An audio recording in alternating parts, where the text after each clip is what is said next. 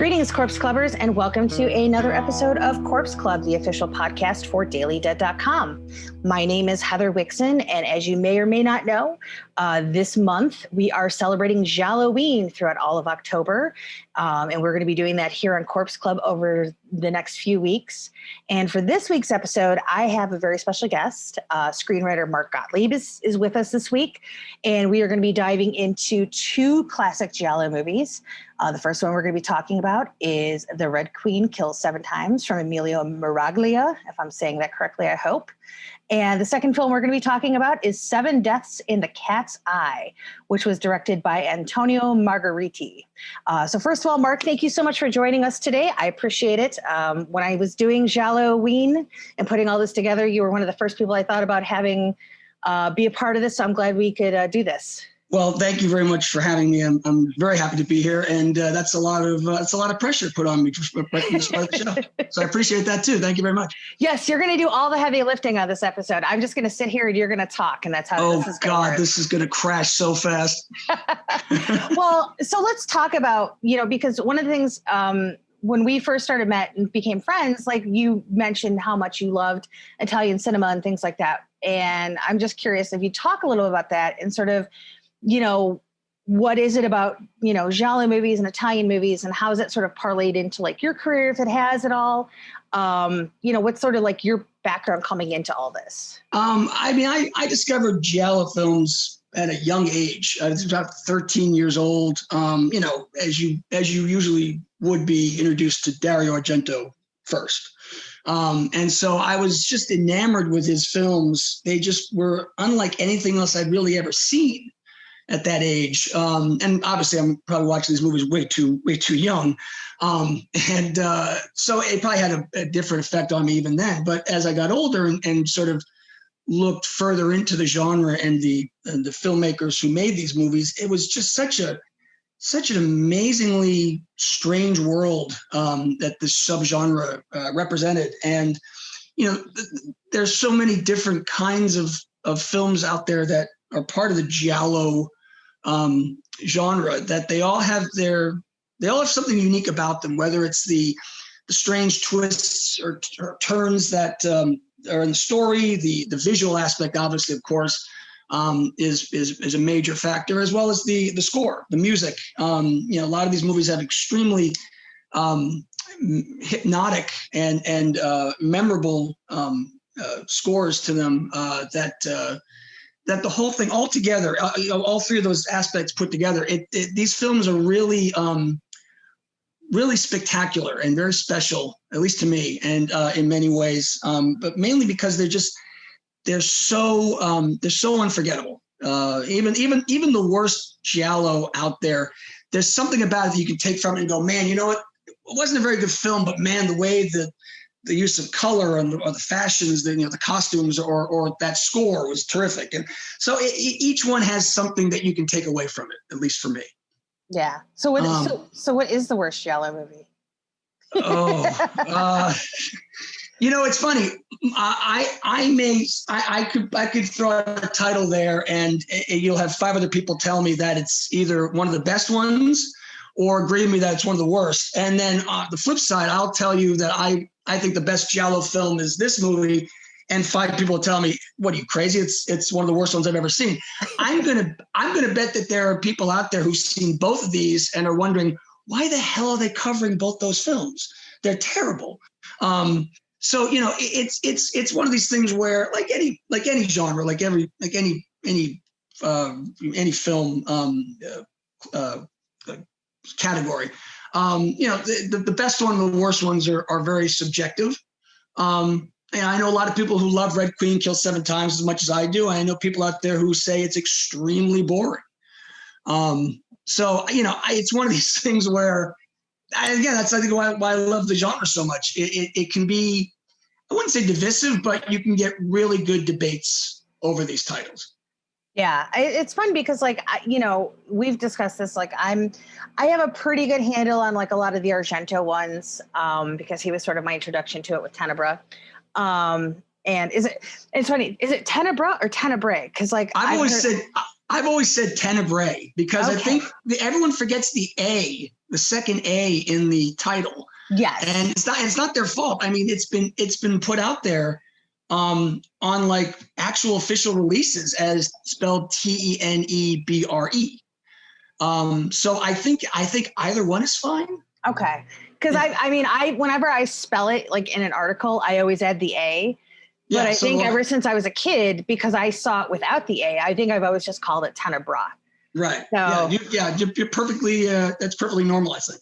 Yeah. So, I've Americanized it a little bit. Sorry. Right. But yeah, it's so like I have a pretty good, handle on the Argento side of things. But I think for me, one of the reasons I wanted to do Gialloween this year is because I really felt like I love murder mysteries, which is probably why I love slasher movies as much as I do. Yeah. Which obviously are just sort of, an extension of what giallo movies were doing, back in the early days, in the 60s and 70s. Absolutely. Absolutely. Yeah. And for me, like, I love a good whodunit and things like that. So for me, this has been really fun to kind of expand my horizons. And it was also the reason that, like, because I don't have such a good grasp on the things beyond sort of this bubble that I've lived in, is why I let you pick the movies for this show, because I wanted to just go throw caution to the wind and just go watch two very different movies that I've never seen before. And it was really fun for me, like getting to kind of just sit back. Like, I didn't read any synopses. Like, I was just like, okay, let's just watch some movies, which is kind of rare.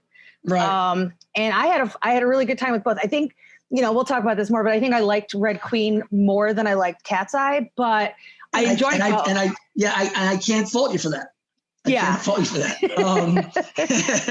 Because that's the thing. When you asked me about the titles, I was like, okay, I wanted to spotlight two films that maybe a lot of people hadn't heard of, but if they love the genre and haven't seen them, it's like with you, like you love the genre, you love certain films in the genre by certain filmmakers, but maybe you don't know about some other ones. And so that was my feeling, was to take two maybe a little more obscure and sort of put the spotlight on those to kind of get people to maybe, hey, I hadn't heard of those, or I have heard of those, but I wasn't sure about, maybe get a look at it, but now maybe I'll check it out. And so that's why I chose these two, because also, as we'll get into, there's a sort of a recurring theme in both films that they kind of sort of, they're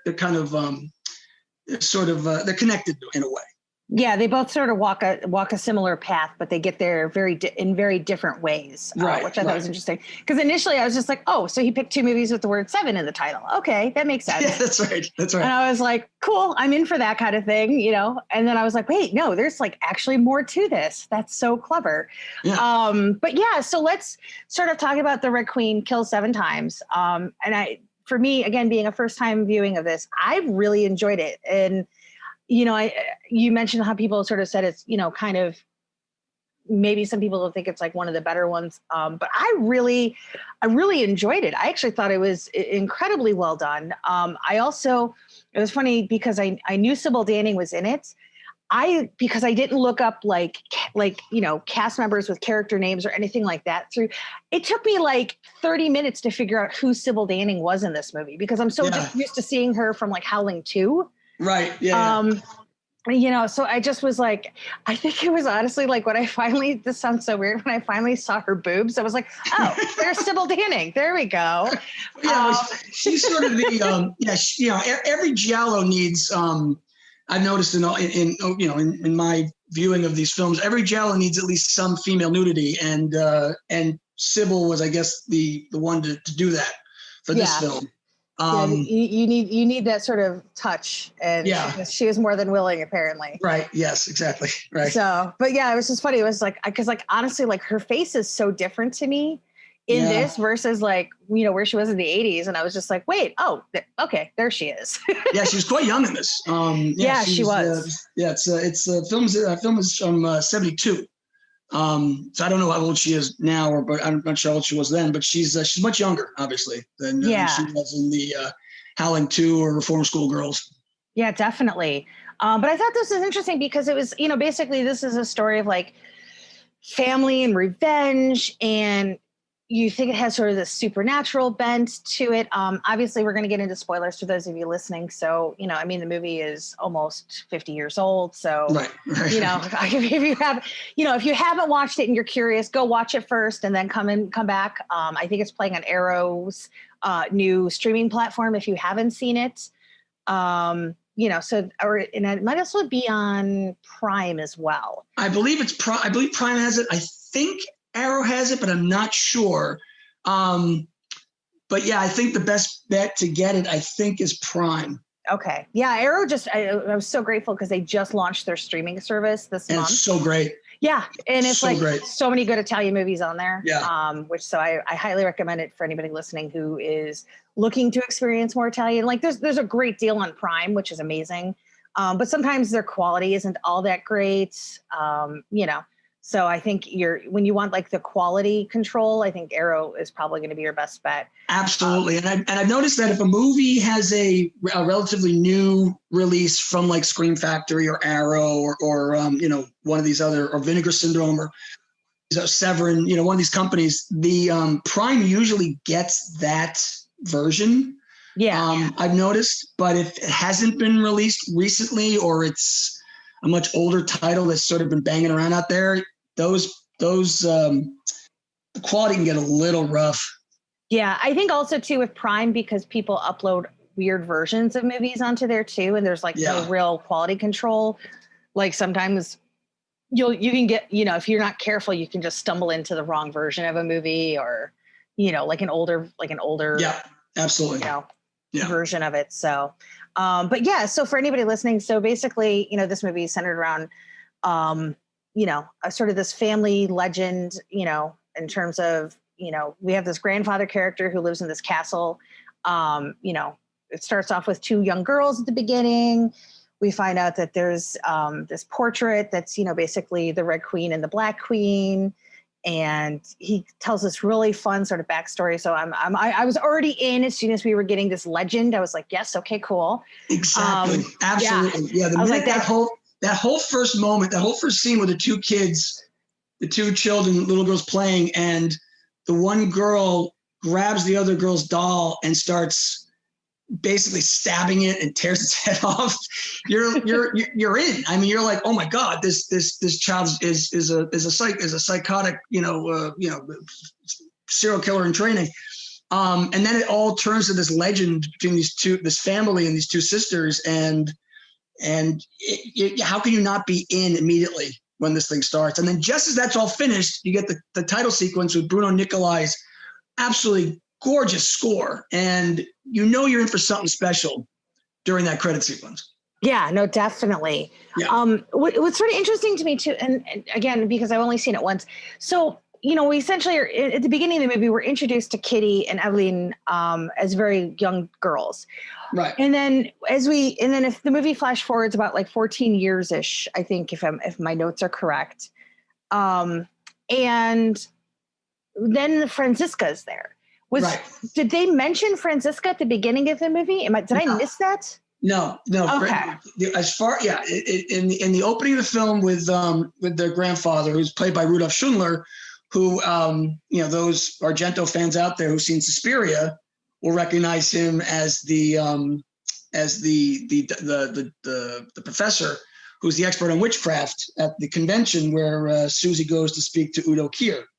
Yes. He's in a very small role, but it's a memorable one as he describes witchcraft and Helena Marcos and all that. But besides the point, he's recognizable, and he's also in The Exorcist. Yes, he plays Carl, the house guy in Exorcist too, which I love. And so when he does the whole explanation with the two sisters and the Red Queen, the Black Queen, and how that all happened, as far as it's just the two of them.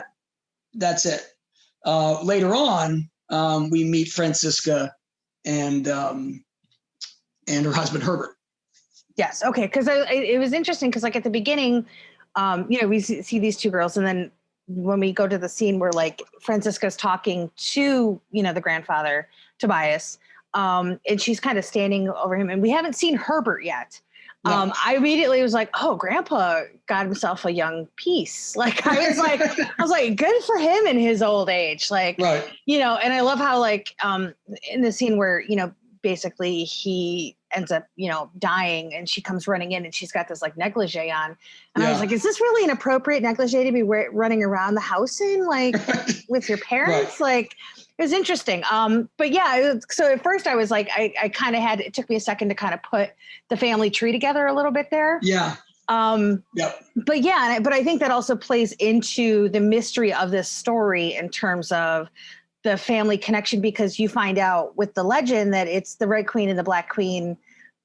They're sisters, and it's like this curse that, you know, gets carried down to anybody who lives in this castle who has daughters that, you know, one of them is going to, you know, betray the other. And then the original thing is that the one betrays the other, and then she dies. And then the Red Queen comes back and she kills 7 people, ending with the Black Queen. So it's the fact that they said then sort of throw in this third sister, I was like, okay, interesting. Yeah. Because first of all, like if you have 2 daughters, why would you move into this cursed castle where you've got this legend, you know? But obviously we come to find out exactly sort of what what Tobias is trying to do in order to break that curse. Right.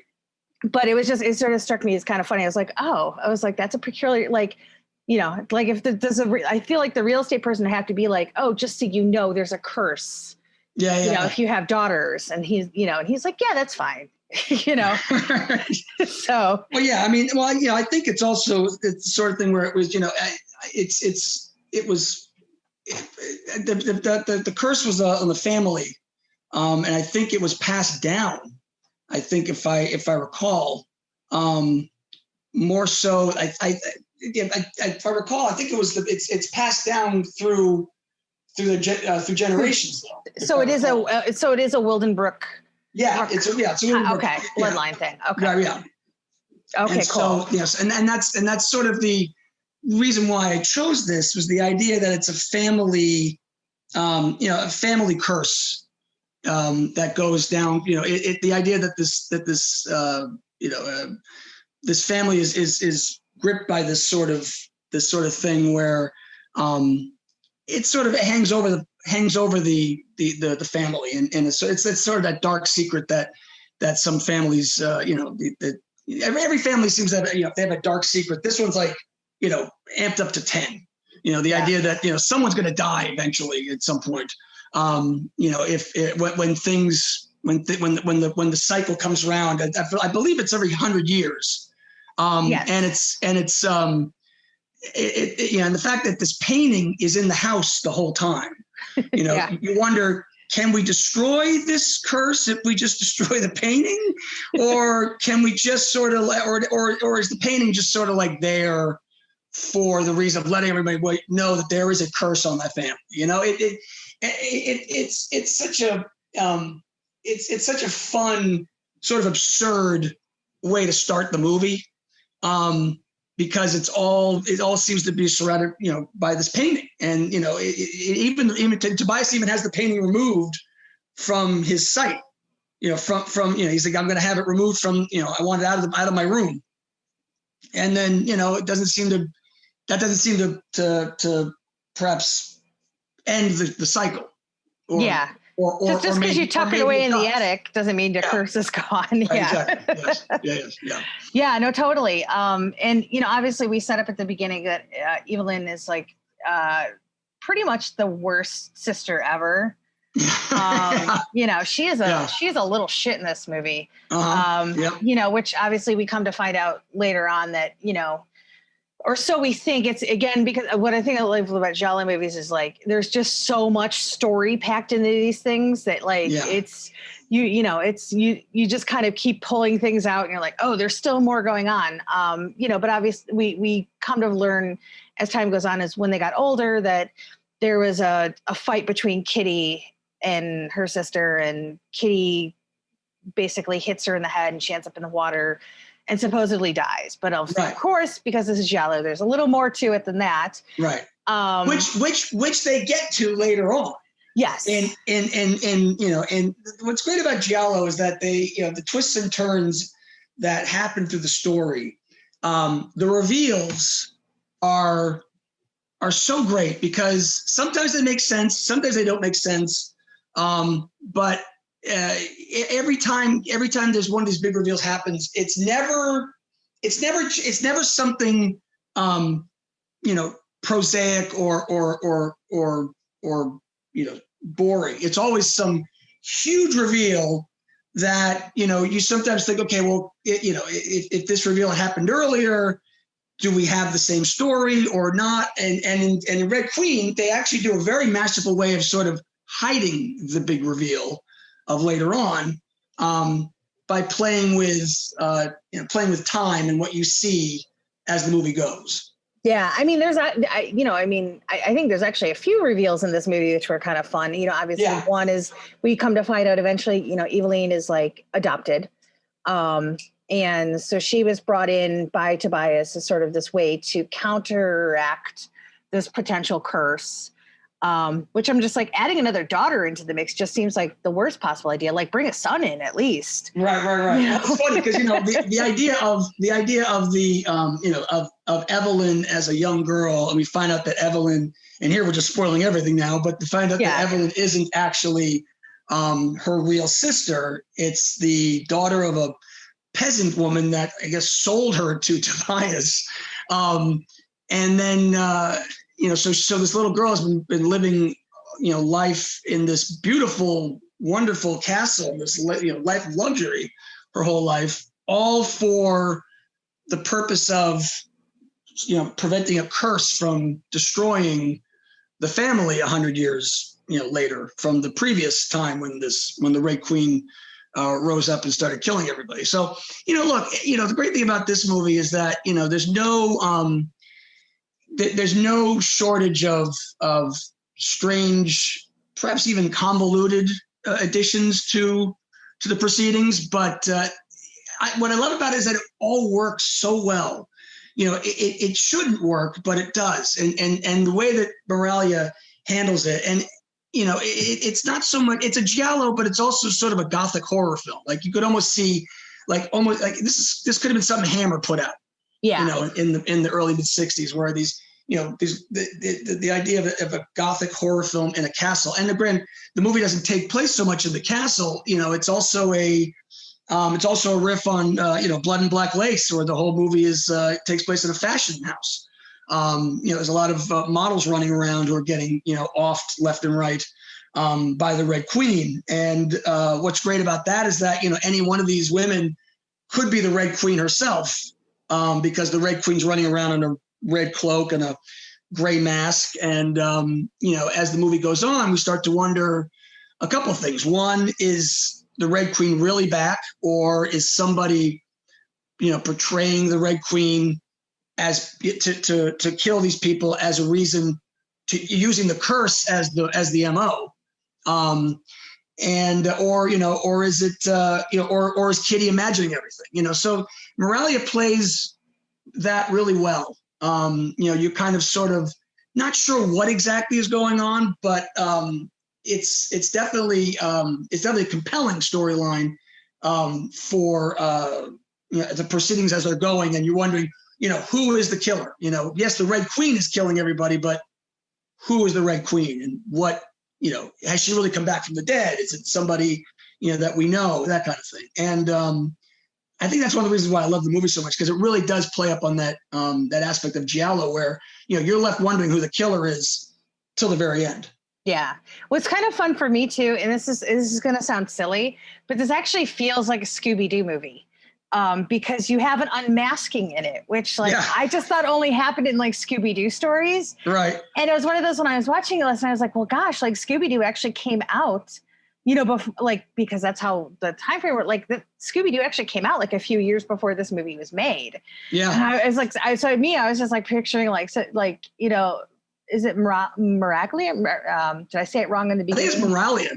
Moralia. Yeah, that's how I've always pronounced it. Yours sounds so much more authentic, but I'm just wondering, I just picturing like Moralia, like sitting in Italy, like watching like dubbed versions of Scooby-Doo, being like, yes, let's do this. Yeah, I found the ending of my movie. Yes, which I thought was really fun, because like towards the end of the movie, you have Kitty, who is, pretty much sort of stuck in the middle of all this. And she has to unmask this killer. And I was just like, ruh-roh, like, it was a fun Scooby-Doo moment. And then I was like, well, that can't be possible. And I was like, oh my God, yeah, Scooby-Doo actually started in 1969. So, so that for me, like, as soon as like I realized we had a masked killer, I was like, okay, now we're in. And also because Scooby-Doo always like deals with these legends of like towns or things that are going on in these towns. I was just like, I don't mean to make light of it, but I was like, wow, this is like Italian Scooby-Doo. And I kind of love it. Yeah. It's a fun murder mystery type thing with, with some really, really good kills. Everything about the movie looks gorgeous. I mean, the outfits are great. The set design is beautiful. Obviously the color red plays a huge role in the movie. Even down to the idea that the color red in some scenes, certain characters is wearing red, and you're thinking, okay, maybe, every character wearing red in the movie in some way connects to the Red Queen in some capacity, whether it's suspicion that she is the Red Queen in reality, or, she has some connection to the Red Queen, like Kitty will be wearing a red suit at one point. And, she's obviously the sister possibly of the Red Queen. Could possibly be Evelyn running around killing everybody after she's come back from the dead, which is how the legend goes. Even Lulu, Sybil Danning's character at one point is she's wearing red. She's got a red skirt, I believe. And, she has that scarf on too when she comes and visits Martin. Yes, exactly right. Yeah, I believe it's a scarf as well. And so you think to yourself, okay, well, maybe that's the hint that she's actually the Red Queen. She's the one running around killing everybody because she has, certain motives that she wants to get with Martin, who's Kitty's lover, and would be her, her way to the top of, the fashion world, the fashion world, the modeling house. So, it plays with suspicion. It plays with the audience and their, and what they're guessing and what they might be thinking, and, and what they, is it this person, is that person, that kind of thing. So, the color red plays a role in that. And so, but, everything visually is really lush and robust throughout the whole film. Yeah, I you mentioned the production design, which I thought, obviously you've got this castle as sort of this, main locale for a lot of this movie, which, for me, I just think is like, it's one of those things, like if I could get into like a real castle, I don't think I would ever leave, just because it's just one of those like places, like I just want them to like consume my soul, because there's just so much. It's so interesting to me, like that these buildings were created like hundreds and hundreds of years ago. They still stand. I mean, I think it's because in America, we're so quick to like, oh, this building's run down, we just tear it down and start in it again. Right. So I love when you have a location that has that kind of history to it, especially when you're dealing with a story that has a history to it as well. Yeah. I also really love Martin's apartment as well. Like, it's so 70s. It's so perfect. I love the wallpaper with those green blue stripes. Lines. Yes. Yeah. And then the couch that sort of reflects that too, with the green bluish velvet velour. Yeah. Oh God, it was such a wonderful time.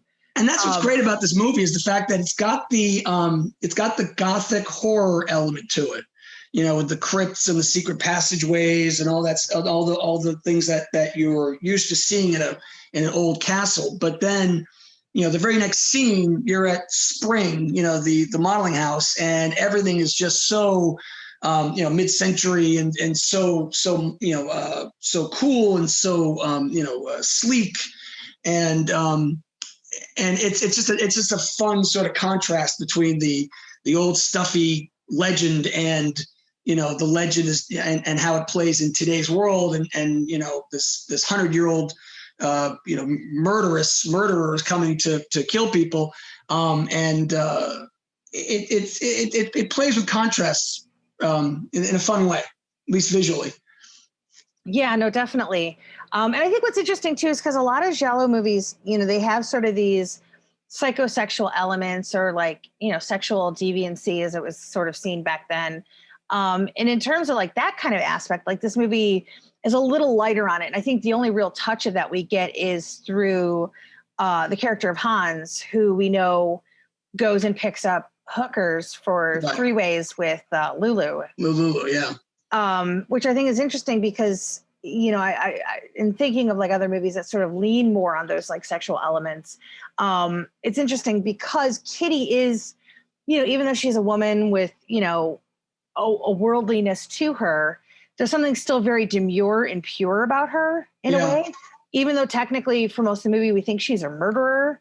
Right. But there's still something very chaste about her. So it's really interesting to me that like, usually we have like, you know, you have sort of those undertones and it's very light here. I think it's more prevalent in Seven Deaths and Cat's Eye, which we'll talk about soon. But I just thought it was really interesting that like, you know, they're like, well, we need a little bit of this. So like, how can we put this in there? Like, okay, we'll just, you know, we'll send Sybil Danning to go find hookers. Like, right. And the guy gets killed while they're picking up that prostitute that she and Hans are gonna have a three-way with. Yeah. The Red Queen kills him right there in front of all the women, you know, on that street corner. So it adds an even an extra level of sort of sleaziness to it. But it's funny you mentioned Barbara Boucher and the Kitty character. You know, yeah, they definitely play her up, like you said. I think the word was demure, because she's the one she's the photographer around all these models who they dress up a little more provocatively. And obviously they're always talking about, you know, sleeping with this guy, sleeping with that guy, sleeping with Martin. You know, they're half of them are talking about how Kitty's probably no good in bed, but they could really, you know, show Martin a whole new way of sex or whatever it was that she mentions in the movie. But you know, they definitely are surrounding her with characters that make her even more so, you know, demure and an opposite of the stable of models that she's working with. Yeah, definitely. And speaking of Barbara, which obviously it was funny because like every time I hear the name Barbara Boucher, I just think of Bobby Boucher, right? Waterboy. Right. Yeah. But I mean, the only movie that I really knew her from was the original Casino Royale, because she's Moneypenny in that. She's Moneypenny. But when I was doing like, you know, I was doing my little post-screening research, like I realized like, wow, she's kind of like, you know, she's got a pretty fantastic sort of a bunch of films in her repertoire that, you know, fall into this category. Like, because I haven't seen it yet, I didn't realize like she was in like Black Belly of the Tarantula. Yep. She's got a great role in Don't Torture a Duckling. Yeah, and that was another one. And I know it's not necessarily giallo, but I know it's an Italian movie, but Death Rage, which is somebody actually recently recommended to me as well. So I was like, oh, okay. I guess I just never really realized like how much Italian cinema that she had done throughout her career. She's also in another really good giallo called Amok with Farley Granger. And so she played the other character she's played in these other movies. She's definitely the opposite of her character in Red Queen. She's definitely a little more in the Lulu Sybil Danning mold in a lot of those other films. Which, you know, funny enough, that's you know, interesting contrast between the movies you haven't seen yet and this one. Oh, that's interesting. Yeah. Yeah, no, I really liked her in this, because it's funny because like when you have these sort of stories where you have like the central character sort of like put upon and, you know, she's dealing with a lot of things. Like sometimes those characters can be sort of a blank slate. Yeah. In comparison to, especially when you've got, you know, these sort of really vivid and very dramatic characters, like in contrast, like, you know, Franziska is very out there. And I mean, you know, obviously Sybil Danning is Lulu, and, you know, even to a degree, Martin's got his all kinds of drama going on in his life. And yet there's something really captivating about her. I mean, there's that really horrible scene between her character, between Kitty and Peter, the drug dealer guy. The drug addict. Yeah. Who's, that's it. And it's weird because it's a scene that I've always felt for this film in particular almost felt a little out of place. It does a little bit, right? Yeah. I mean, you know, maybe again, it's, you know, maybe they need the titillation factor of seeing this guy, you know, attack her.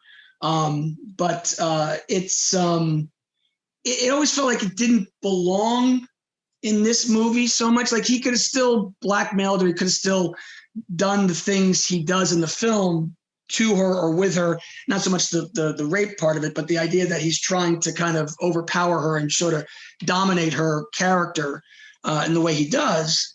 But to have her, get raped it felt like a strange choice for this film in particular that doesn't seem to go down that road. Because, there are plenty of giallos out there that are very sleazy and very risque and where something like this would have made more sense tonally.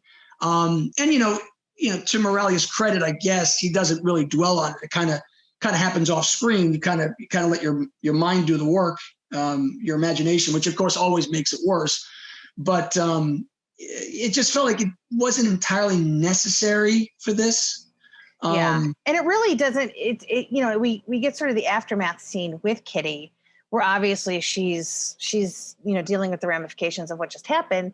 But then, I think the next scene after that is when she goes to see Martin, and she doesn't even mention it. No, and not only that, not only should have mentioned it, but she talks to Peter later in the movie. Yeah, with nothing.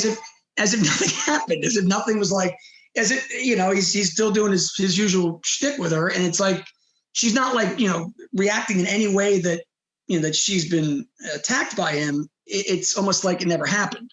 So it just feels like it didn't feel like it was in service to the story. It felt like it was in service to a producer that needed to see I was going to say naked. It has the earmarks of the classic days of a Miramax interference. Yeah. We need to have a scene with this, and then we shot it afterwards or something. Yeah. Even her hair looks different in that scene in particular. Yeah. She did. It's definitely, it's pinned back and she's got sort of barrettes in it or something like that. And it's almost like a different color. Yeah. It's almost like a strawberry blonde as opposed to the blonde that she is in the rest of the movie. So I'm curious if that was almost like a pickup or something where they're like, oh, we need something else. Yeah, it could possibly. I'm speculating here, so yeah. Yeah. I mean, it's again, the way these way these things get made. I mean, there could have been any number of reasons why it's in there, but it just feels like it doesn't belong in any way. In any way, really, from the story that's being told and the tone of it. But it definitely sticks out like a sore thumb. Yeah, I agree. And I think it's interesting too, because, at one point we're introduced to Martin's wife, Elizabeth, who is been institutionalized. Right. Seems like they're very open to institutionalizing women over there, because that's going to come up, or just characters in general. Cause I think we kind of sort of hint at that a little bit in Cat's Eye with one of the characters there. Yes. But, so it's interesting because we have these scenes where, she barely connects with her husband, but she knows that her husband is moved on with somebody else. But the one thing that really struck me, because Elizabeth ends up dying a very gruesome death in that movie. And I hadn't seen this before.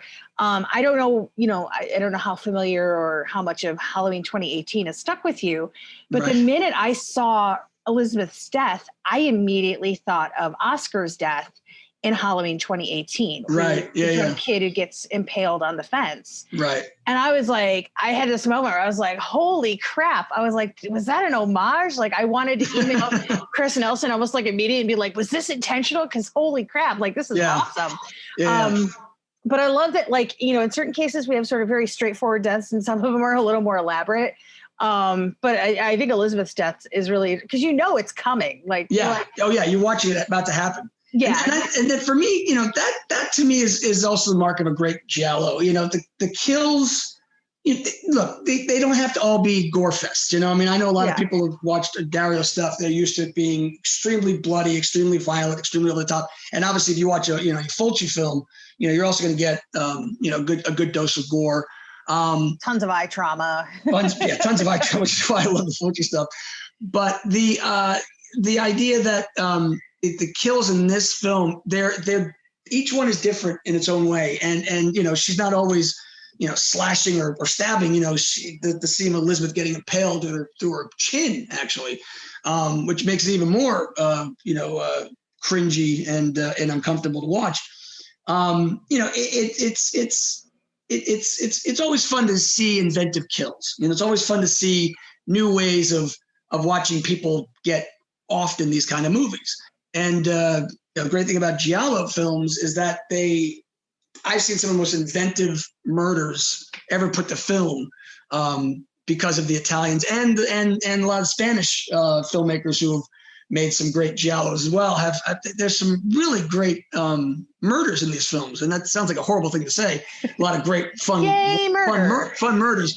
But in Red Queen, she stabs a few people, but then she gets a few people. She gets Elizabeth.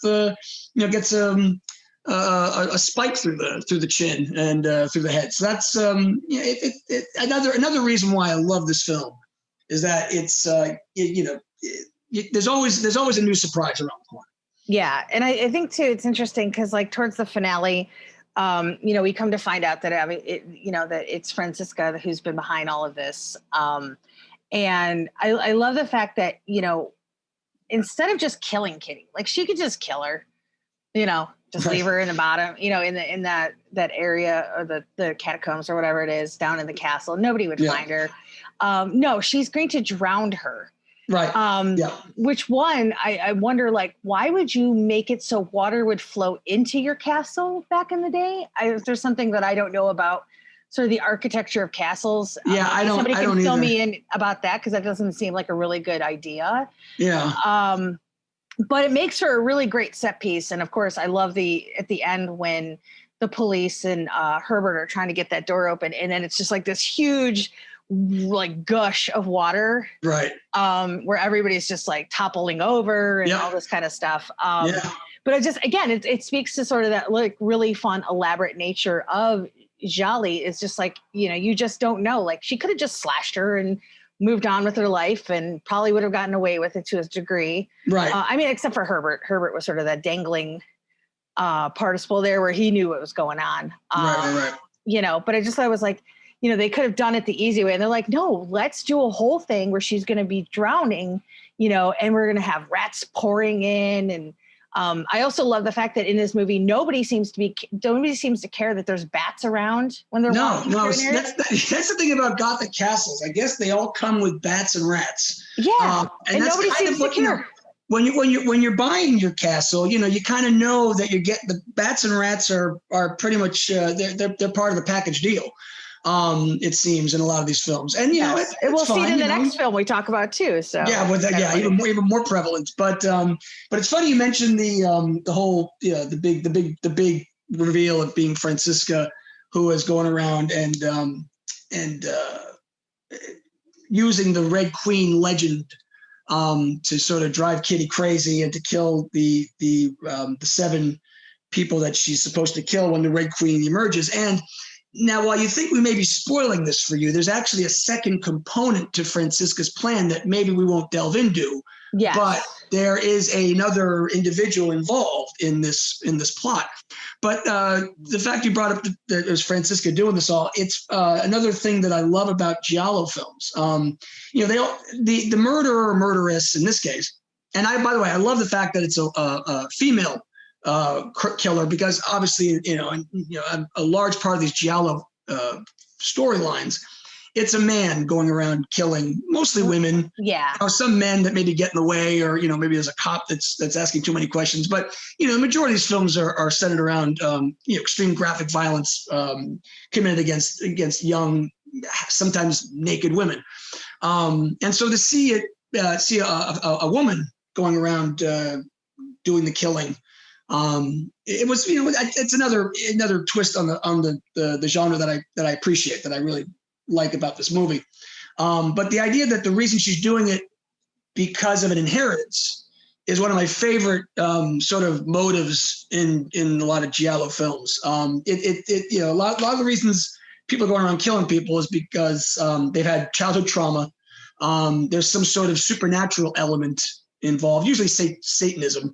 In a lot of films like All the Colors of the Dark, and the supernatural has played a role in a lot of giallo films, and also the idea of inheritance, and that someone is going around killing 3, 4, 18 people because they're trying to get the inheritance trying to get the money of the estate. Yeah. Is one of those. It's one of those subplots that I've always loved. In fact, it's a subplot we incorporate in the segment we wrote for Deathcember. The idea that there's an inheritance involved in the storyline, but in this one, the idea that Francisca's going, like you said, going to a lot of trouble and kind of going over the top here in doing this elaborate plan to kill off everybody just to get the inheritance. Because we also see that there's other characters, as we reveal that Evelyn's not really the real sister, it's somebody else that Tobias replaced the actual sister with to avoid the legend from coming true. It's a nice sort of, at least for me, it's a fun reveal that we see in plenty of other giallo storylines, but for this one, it particularly works for me. Yeah, absolutely. And again, I think it really ties into our other movie that we're going to talk about. I guess we can kind of segue into Seven Deaths in the Cat's Eye, because we have sort of a castle as sort of the centerpiece of this movie as well. This idea of, inheriting or, sort of keeping a family fortune afloat, right. Or keeping, tabs on that becomes a pretty big component of this as well. But I have to say, so when I started this last night, I think my favorite thing was my second note in caps was why is there an ape in the window? Because I was just God bless the Italians. The gorilla, it's funny. When I first saw Seven Deaths in the Cat's Eye, I'd heard of it but never seen it. And in fact, Jane Birkin was in it. I was already intrigued. And it was right after, it was made shortly after her, the song she wrote with Serge, or recorded with Serge. I think it was Je t'aime, or it's like a French song. I've actually heard it, and I was like, "Oh, she wrote that." Yeah, the one Je t'aime moi ne plus.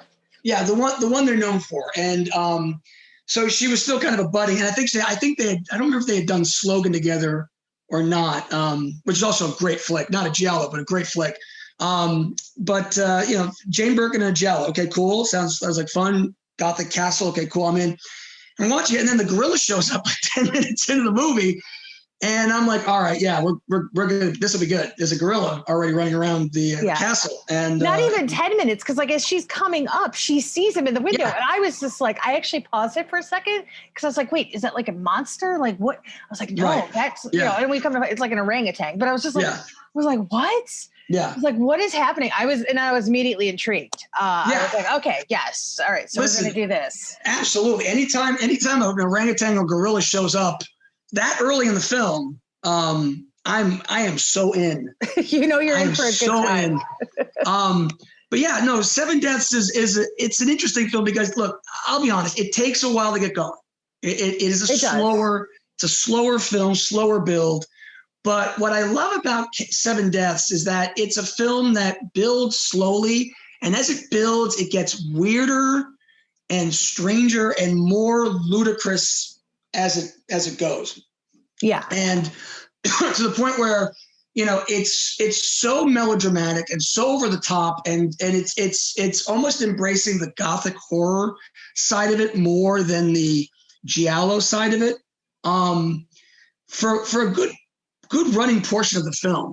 Riz Ortolani's score is this sort of sweeping, overly romantic quality to it. So it's, again, starts to feel more like you're watching one of the old Hammer films, or something in that vein, than you are an Italian giallo from 1973, which is when this film was made. And also the period piece aspect of it, gives it a different feel as well, seeing as it takes place in the 1920s, even though with the castle and the whole film taking place in the castle, virtually the whole thing, it feels like it takes place even earlier. Yeah. But it's the 1920s with the jazz music, and she's got that flapper hat that she's wearing at the funeral. Another thing I love about the movie is obviously the cat. The cat is terrific. He's the best. It's orange fluffy cat with these great, beautiful yellow eyes, and the idea that you're thinking that the cat's going around killing everybody is also a great way to start and continue through the film. Obviously, we find that's not the case, but the reason I paired it with this is, like you said earlier, both films have the Gothic element. Both films have the idea of the inheritance playing a role in the storyline, and the idea of the family curse. Again, we were talking about Seven Deaths being a strange film that embraces its Gothic side more. Is the idea that unlike in Red Queen, where it's two characters, the Red Queen, the Black Queen, having their conflict, and then the Red Queen coming back every 100 years to sort of repeat the cycle of murders. In Seven Deaths in the Cat's Eye, they're playing up the hammer element even more with the idea of bringing vampires into the story, and the idea that if one the clan, the family's name of the McGriffs, McGrief, I think. Yeah. If one McGrief kills another relative, so you got relatives, killing each other again. That person doesn't die; they become a vampire. So, which is, I was like, is that a rule? Like, that's interesting, because I've never really seen that with vampires before. Right. So in the first 30 minutes of this movie, you have Jane Birkin, who's been thrown out of her convent, convent school.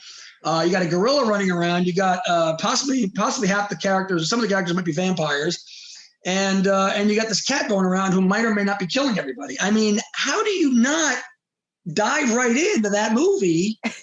Yes. Yes, it moves a little slowly, but once it's funny. I was rewatching it again. I hadn't watched it in a while, but I rewatched it again today, and I was sort of timing it. And right about the 45-minute mark, things start to pick up and get even crazier and wilder.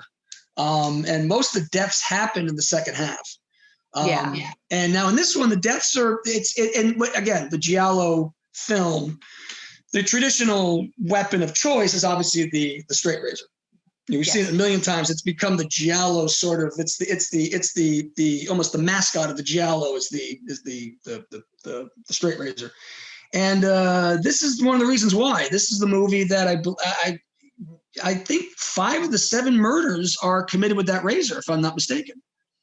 I think you're right. Yeah, I was actually keeping track of certain things we were seeing in there, and I'm pretty sure that's pretty accurate. So it's the idea that so there's someone going around slicing throats and necks and arms and stuff with the straight razor, which again is supposed to probably emulate the idea of a cat scratching you when it attacks. So so that's Seven Deaths in the Cat's Eye in a nutshell. But there's so much more to discuss on this film. It's interesting too, because obviously of the family aspects, and what I love about sort of this ambiguity to it is that when we were first introduced to Lord James, I feel like in this section we should be calling each other, I should be calling you Lord Marc and I should be Lady Heather. Yeah, Lady Heather, yes. Yes, because I was like, God, why are we using those terms anymore? Yeah, it sounds so important. Yeah. But I love when James walks into the dinner scene and there's just something so different about him. And for the minute, because I don't remember if at that point they had mentioned the Legend of the Vampire or they were just getting into it. They might have mentioned it, I think, because as soon as he walks in, I was like, well, this guy clearly has something sort of a weird supernatural essence of just the way that he's shot in the movie and just the way he carries himself in the first half of the movie. Yeah. There's something very Jerry Dandridge about him. He's got the cheekbones and the jawline that are so typically vampiric, if that's a word, that we've seen in so many movies. He's got this beautiful sort of facial structure to it that you're like, oh yeah, he's definitely got to be a vampire. I'm also not convinced that Hiram Keller is not related to James Marsden in some shape. Yeah, that's exactly right. He looks just like James Marsden. Yes, it's so weird. Yes. I was like, the first time I saw him, I was like, whoa, if I was going to remake this movie, I am going to put James Marsden as Lord James in this movie because absolutely, yes. Because I was like, that would just be perfect casting right there. Yeah. But and I think it's interesting because, when you think of giallo movies, you think of simply, the deaths and sort of the mystery and, the supernatural doesn't always come into play, but I like the fact that this movie sort of immediately sets this tone of like, well, it could be this thing, and it could, you know, it could be this thing that's from like beyond just the, like, you know, the straightforward, somebody's out for revenge or trying to, you know, inherit things, you know, that there's this supernatural aspect to it. Right. And you really, you know, and again, it's one of those, I didn't read anything about it going into it, like, you know, and so there is a real ride to this story. Yes. And I do think I agree with you that a lot of this really does feel very Hammer-esque. Yeah. In a way where, you know, if they were to just change like a few little things, like this could have been released under the Hammer banner, and it would have fallen completely right in line with like their catalog of films. Yeah, it's got all the elements of those movies. I mean, you know, the minute they start talking about vampires and the fact that, you know, that anyone who kills someone in the family, it automatically turns them into a vampire. And then they say there's a line about the cat saying, you know, anybody, you know, if a cat is following you around, you're probably a vampire, which again was a new thing for me in terms of cat lore. But the idea in this case, in this film, is that the cat is, you know, if it follows you around, I guess it's supposed to be your familiar. I guess I think that was the term that they use in something like in those movies. But the you know, so it plays up all those aspects that you are familiar with in Hammer films and a lot of the AIP stuff. And this one they kind of use all that, but then they throw in this sort of this giallo side plot where someone going around slicing everyone up with this straight razor, and we don't know who it is. We have our theories, we have our suspicions. At one point, they really sort of steer you towards Lady Mary. Lady Mary, her aunt, Coringa's aunt. And you think, okay, she might be the one doing it, and we get reasons why, that, you know, her lover's cheating on her, and she needs money, and so she's looking to be, she's going to be destitute very soon, and they're talking about selling the castle, which by the way is called Dragonstone, which again, you know, great name for a castle. Great name for a castle, and it's like right out of Skyrim or something. Yeah, exactly right. Yeah. And in fact, I'm thinking Dragon Glass. That's from Game of Thrones. It's Dragon Glass, not Dragonstone. So there's so many elements in this movie that are just sort of smashed together.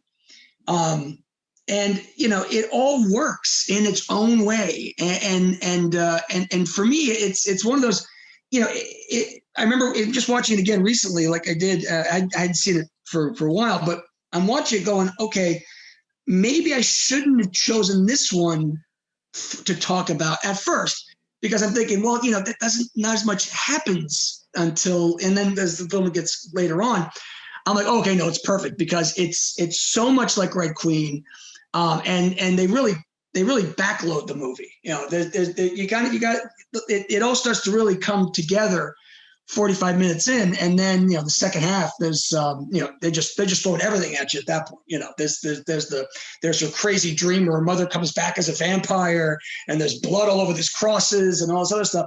So it's sort of a kitchen sink giallo in many ways, but if you have the if you have the tolerance for that, it's a lot of fun. I mean, it's a great ride. Plus the cat's very menacing. Yeah. And it's funny too, because like I grew up watching Cat's Eye as a kid. So like for me, I was like, oh, this would actually pair really well with Cat's Eye too. Very much so. Yeah. I mean, even though the name like has Cat's Eye in it, but like it was just one of those, I was like, ooh, was Stephen King paying attention? And the fact that Cat's Eye is an anthology, you know, 7 Deaths. Okay. It's not an anthology, but there's 15 different subplots going on. Oh, I mean, even the orangutan has a backstory, which is amazing. The orangutan's got a backstory, you know, and you know, and that's the other thing. The movie has a lot of very Poe-esque stuff to it. I mean, you know, the gorilla feels to me like it's a Murders in the Rue Morgue reference, you know, and then obviously, you know, the whole thing feels like it's a Fall of the House of Usher type of thing. So there's and even more so because I love the atmosphere, and I love the sort of the world of Red Queen, but even more so in 7 Deaths, it's just the whole world that's created and the whole atmosphere of the film. It's like you can really dive in deep with it and really just let it immerse you in everything that they've created in just the general feel of the film. Yeah. And everything just thrown in there. And look, and it's interesting. Antonio Margheriti, who directed that, co-wrote and directed the film, he's very much like a Sergio Martino kind of filmmaker, where he kind of tried his hand at every genre out there. Like Martino made a bunch of giallos. Then he made a bunch of, Polichesi. I always mispronounce that. I can't pronounce it. Don't worry about it. I'm terrible. And then he made, he would make some, a few dramas here and there. Then he'd make a ninja movie. He was a guy that tried his hand at almost every genre. Usually when the genre was a hot genre, he'd kind of throw his hand in there and make, one or two movies from that kind of film. And then Margheriti was a similar guy. I mean, he was known for Long Hair of Death with Barbara Steele early on. And then he made, he would make crime films. He'd make he'd make a giallo here and there. I think the movie he's most well known for in the US is Your Hunter from the Future, from 1980. Oh, yeah. Which was the TV series that they trimmed and then Columbia picked up for international distribution. So Margheriti was a guy that, like to dabble in all kinds of different worlds and genres, and it feels like this movie's sort of a culmination of that. Even though it's one of his, it's on the earlier side of his career. It's 73, but he handles all these different subplots in a way that's they don't feel out of place. They all kind of comes together in this crazy manic salad of a film that he's put together. I love the term manic salad. I'm going to steal that. That's amazing. Yeah, I just threw that one off. I love it. That's why you're the writer. Yeah. It's funny too, is because, this movie definitely deals with some sexual undertones and overtones and all sorts of tones, but Very yet there's so. really no nudity in it, which is kind of interesting to me. That I don't think, because Suzanne, who is the French teacher who comes in to be James's teacher, which is interesting to me. Like, you have a live-in French tutor. So yeah. They're also trying to pass her off. They're trying to make her his lover as well. Yeah. And and it's not quite taking. And then it turns out Uncle Franz is more into the French teacher than James. Yeah. So we have like sort of that where, and yet there's also parts of her that she's very drawn to Coringa as well, which, and you can see sort of, there's a little bit of a conflict there with Coringa, because you kind of see her contemplate it there during, in the later part of the movie, when Suzanne comes into her room and sort of starts pulling down the side of her nightgown. And there's a moment where you think like Coringa's like, maybe, and then she's like, no. But I think what's interesting too is that this is a movie where basically we have cousins who have sex. Yeah. And that's fine. And it's funny because I literally just did a podcast episode for our Craven series where we talked about Summer of Fear, which is basically this cousin who comes in and seduces like the dad and all this stuff. And I was like, I'm curious, like, if in the 70s, like, was it okay to like get with your cousin? Like, it just seems like, even like, this is 72, that was like 79 or 78 or whatever. Like, I've never, like, I joked on that show, like, I'm from West Virginia. That was never okay in my family. Right. Like, how is it okay? Like, and yet, like, it's like at the end, even like they embrace and like, are they going to build a family together? Like, that's kind of the inkling that like, they're going to be together at the end of this story. And I'm just I think it was more, in vogue in Gothic castles than anywhere else, really. I think. I guess there was more of it happening, I think, in the Gothic environments, I think. It's interesting. You mentioned that the Coringa sort of maybe kind of considering maybe Suzanne's advances, and she talks about how when she's at the convent, she had to wear the clothing in the shower because she said that the nuns were worried that the girls would start to get attracted to one another if they weren't wearing these formless garments in the shower. So they mentioned that. They mentioned the idea that that was I don't know if it was an issue so much as a thing or a commentary that they had to wear these outfits in the shower at the convent. So they introduced that early on. And then, they kind of let us wonder if that's something that Coringa was, involved with or not at the school. And then obviously when Suzanne's coming on to her, we start to wonder again if that's an element of her character that's going to play into this. Ultimately, it plays more to Suzanne's character as well, because she had the idea that they keep talking about her. She says, I like women, and when she's talking to France, and so do you, so they keep playing that up, and the idea that this whole relationship between her and James sort of ill-fated at the start. James isn't interested in her, and she's there to be interested in James, even though she's not, and I think she's sort of relieved by the fact that James wants nothing to do with her, because she's not really into guys. Yeah, but although she seems pretty okay with Franz. Franz, yeah, but I think it's the manipulation. I think it's the manipulation and the chase. I think she's into the chase and the money. I think the fact that he's got the money. I think maybe that plays into it, because it seems to play into it in a lot of these giallo. The idea that the character is wealthy is much more attractive than he or she may normally be otherwise to certain characters in the movie. Yeah. I will say, like, once we kind of get to the finale and we get to sort of the killer's identity, that to me was like so like out of left field. It felt almost like, to me, it was sort of like a Scream 2 thing with Debbie Salt, where you're just like, wait, this character? Right. Yeah. But it's sort of, it works in a way because it's a character who's really has a completely different identity, who's posing as a different character. Right.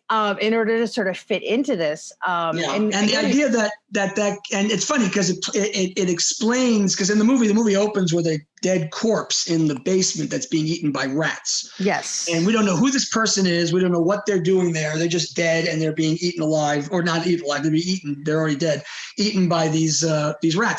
And they never mention it again, aside from the fact that I think Coringa, walks in and sees the body at one point. Yeah. But it's never brought up. And then the character, we ultimately find out who the person down in the basement is, and how they're related to the killer. It explains it all, and you're like, oh, okay.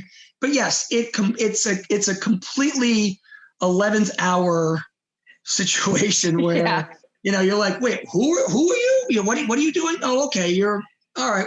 All right, there's 3 minutes left. Okay, I'll go with it. Fine, great, I get it. Okay, cool. Yeah. But it works. You're like and I think it plays into the character who they've been up to this point, because it's someone posing as somebody else. And so it's not like that person's come out of left field entirely. You've seen this person throughout the movie, and then it turns out that they're not who they said they are, and you're like, oh, okay. So it makes more. I wouldn't say it makes more sense. I'd say it's easier to swallow in terms of story, and in terms of the character and their development, and obviously the audience and their suspension of disbelief. Which look, if you're watching many gialli out there, your disbelief is going to be suspended. You just have to go might normally. But that's part of the fun. I mean, look, sometimes the fun of a giallo is seeing how ridiculously outlandish and how over the top and how far out it can go to stretch credibility. Because you just go with it. You enjoy it. You enjoy the ride. You enjoy the mystery. You want to connect the dots later, or re-examine the story and the through line, and how maybe it doesn't all add up at the end of the day. But you know what? It was a lot of fun to watch. You got a lot of good kills. You get what you came there for. If you're looking to, see a storyline that's supposed to be airtight and it's really going to be extremely smart, and there are movies out there. There are giallo that do that, but maybe not all of them do that. And but that's part of the fun. I think, for me at least, that's part of the fun, to see how crazy and how inventive and how creative these movies can get. And maybe they don't always make sense at the end. Maybe the character arcs, the story arc doesn't quite gel, but it's still a lot of fun. It really was. Again, I think I sort of appreciated the Red Queen a little bit more just because maybe it's because like the modernization of it, maybe it just felt a little more in the time. And I wasn't expecting that at Cat's Eye, but it was, I really like, I had no idea where Cat's Eye was going to go because it was just like, okay, we've got, this and this. And again, I love how they just sort of they put so much plot and story into these movies. And the thing is, it's like sometimes, there's movies that I'll watch that I appreciate them for their simplicity. They're just trying to get you from point A to point B. Right. And sometimes you just want somebody to go in there and literally take you from A to Z. Yeah. I think that's what giallo movies are so good at doing, because you will start off in one place in these movies and you will be in a totally, completely different place, like once it's done. Exactly. It's like you go A to Z, but you start at A, you go to F, then you go to L, then you go to B, then you go to N, then you go to E, and then that's how you get to Z, is by going in circles and going back and forth. And that to me is a lot more fun in a lot of ways. And look, a lot of these films, they could feel a little convoluted, they could feel a little bit over the top, but there's a theatricality about them, for me at least, that makes them so fascinating and so interesting to me. And I think, and in regards to these two films, Red Queen, to me at least, is infinitely better than Seven Deaths for a number of reasons. But and I'm sure there's some people out there who may disagree with me and may agree. But for me at least, I think Red Queen is a better film. I think Seven Deaths is the wilder film of the two. But the idea that they have similar themes, they have similar setups, felt to me like they and just the Gothic feel of both of them, which is an aspect of giallo that you don't always get. There are other movies out there. The Night Evelyn Came Out of the Grave, which is Emilia Moralia's previous film to Red Queen Kills Seven Times, is actually terrific. In fact, I almost paired those two together, but I figured we would want to do two different directors instead of making it an Emilia Moralia day on the podcast. But Night definitely brings in the Gothic aspects of it as well. And there are others out there, but I think these two are both great examples of the marrying the two genres together, the Gothic aspects with a conventional giallo.